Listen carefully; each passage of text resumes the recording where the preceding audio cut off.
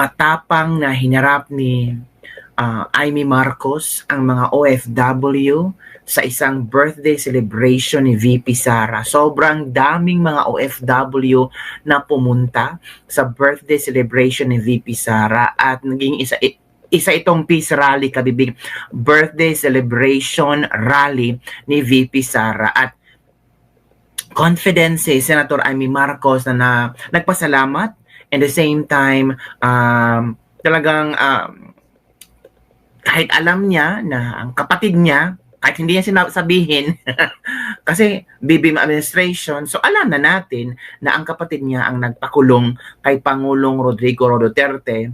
So talagang hinarap niya ang mga OFW. I'm sure may mga ibang OFW dyan na tumaas ang kilay, nagtanong kung bakit nandyan si Amy, anong ginagawa ni Amy dyan, yung pabida si Amy, paepal si Amy.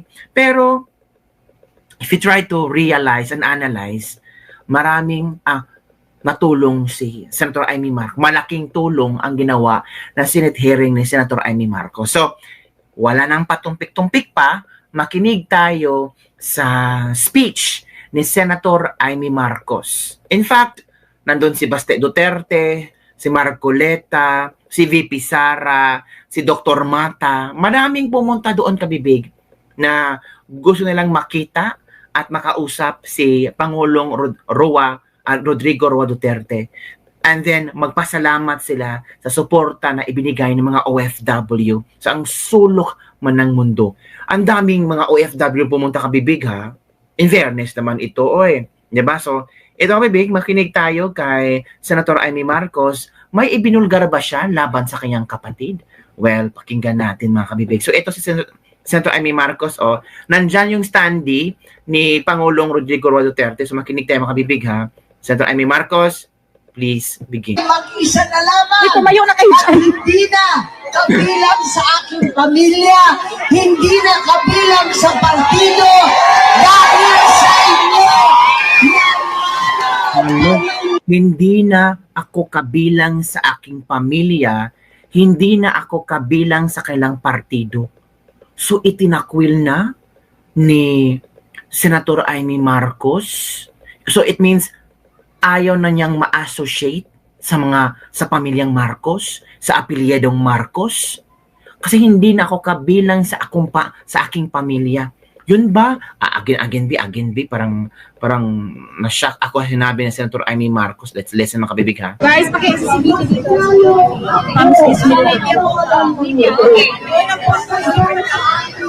Doon lang, me. Listen, mga kabibig, ha. Pinakaunat na nila.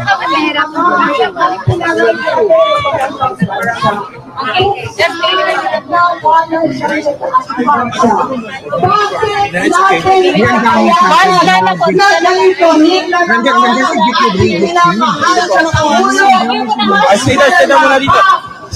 Wait lang daw. At pagkatapos nun, tuloy-tuloy pa raw ang paglilitis ng ating Tatay Digong. Huwag tayong papayag. Samahan ninyo kami na labanan ito. Samahan ninyo ako na kahit ako ay mag-isa na lamang. Tumayo na kayo. At hindi na kabilang sa aking pamilya, hindi na kabilang sa partido, dahil sa inyo, nanapayin tayo. Sa inyong lahat, ako'y nagpapasalamat, hindi ninyo ako iniwan.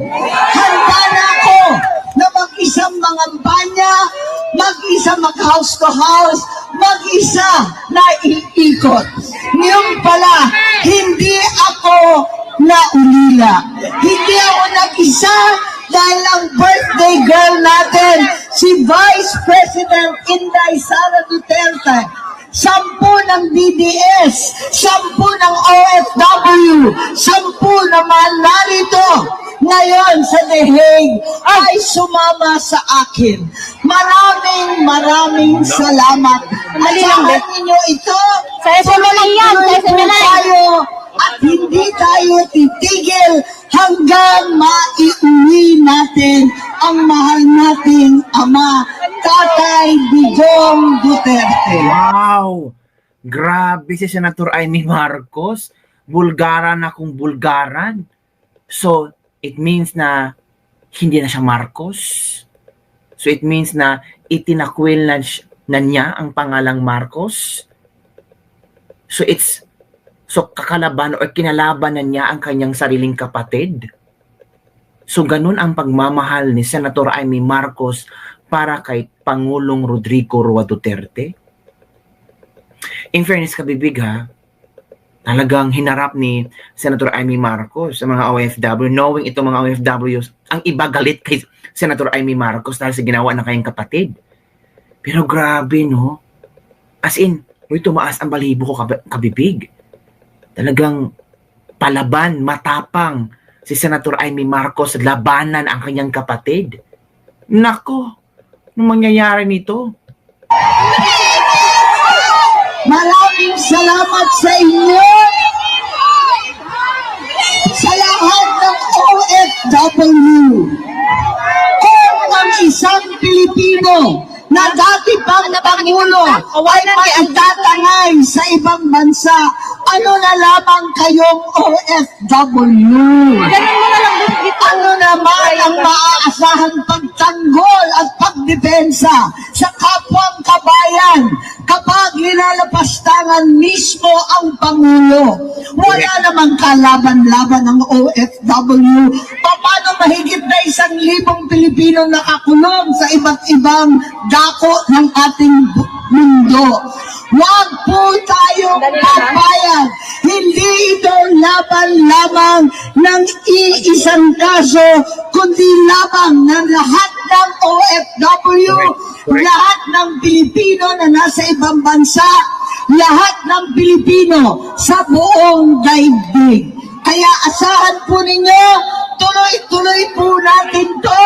Labanan natin ang impeachment kay VP Sara. Wow. Huwag tayo papayag ng tuloy-tuloy na pang-aapi. Hindi po tayo papayag ng ganito. Higit sa lahat, bring him home! Bring him home! Hanggang sa Maynila, lakasan ninyo ang sigaw. Bring him home! Grabe. Iuuwi po natin yan. At sana marinig nilang lahat, pati ang aking kapatid. Maraming salamat! Mabuhay si Presidente Duterte! Mabuhay si Inday Sara! Happy birthday sa ating minamahal! Mabuhay ang Pilipino! Maraming salamat po! Sana, Senator Amy Marcos marinig ng kapatid mo. 'Di ba? Kasi parang wala yata. Pero, grabe ang speech ni Senator Amy Marcos, ha. Talagang inamin niya na hindi na siya parte ng mga Marcos, ng pamilyang Marcos dahil sa ginawa niya. Parang sa kanyang pagtalikod. In fairness din, grabe ang ginawa ni Senator Amy Marcos. It's between the family versus sa sambayan ng Pilipino. Mas pinili na Senator Amy Marcos ang sambayan ng Pilipino, ang mga Duterte na inapi, na niyorakan yung pagkatao. Sana marinig na kayong kapatid. Ang problema man lang, marinig ba?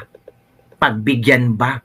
Kasi, di ba, sabi ng mga kritiko ni BBM, kung gusto mo ng reconciliation BBM, ang demand ng mga supporters is bring him home. Pero sabi ni BBM, huwag kayong demanding.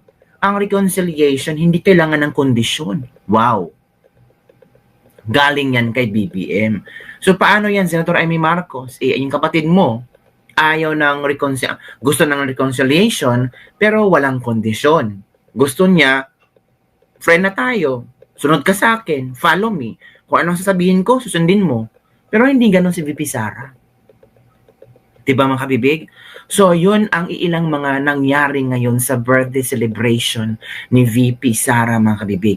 Madaming mga politikong nandoon, madaming may speech, as in, ang mga OFW natin, sobrang swerte nila. Kasi nakamaya nila, na nakausap nila, nakapag-picture sila, at naramdaman nila itong mga taong ito na lumalaban para sa Pilipinas. Kasi sabi ni Senator Amy Marcos, ang labang ito ay hindi para sa mga Duterte. Hindi lamang para sa mga Duterte, kundi para sa mga OFW. What if kung may mangyaring katulad nito? Ano ang gagawin ng Pilipinas, ng PBBM administration? Wala lang gagawin, tatawa lang, may Claire Castro na kung ano-anong sabihin. Di ba kabibig? So, yan kabibig ang tapang ni Senator Amy Marcos. Grabe. Saludo ako kay Senator Amy Marcos. Baka sabihin nyo naman ako, mabibig double agent ka ba? Anong double agent? Hindi ko nga alam yan. Kasi ang tinitingnan ko lang kung ano ang ginawa ng isang tao para mapauwi si Pangulong Rodrigo Roa Duterte. At yung isang Senate hearing na ginawa ni Senator Amy Marcos, nung una, na-criticize ko yon, pero later na-understand ko. Kasi ginawa niya yon para in case na magkaso na, may ipipresenta si Senator Amy Marcos, mga dokumentong nagpapatunay na talagang ang Pilipinas ay wala na sa ICC jurisdiction, talagang walang ang red notice, 'di ba mga kabibig? So madaming nag-usap na kasi si Senator Amy Marcos at saka si Attorney Nicholas Kaufman. So sana hinay-hinay pray ng iba, sana ma-approve ng interim release ni Pangulong Duterte para makapag-take oath na si Pangulong Duterte. Kasi sabi ni Pangulong Duterte, hindi ako mag-take oath kung hindi ako papalayain dito. So, palayain niyo muna ako before ako mag-take oath. Ako, paano ba na? Tatadigong talaga, no? So, yun lang, kabibig, ang ating latest libak-libak for the day. Don't forget to like, subscribe, and share this video para sa mga latest trending news na ating pag-usap-usapan. Naku, ang dami mga kabibig. Bye everyone. See you next time.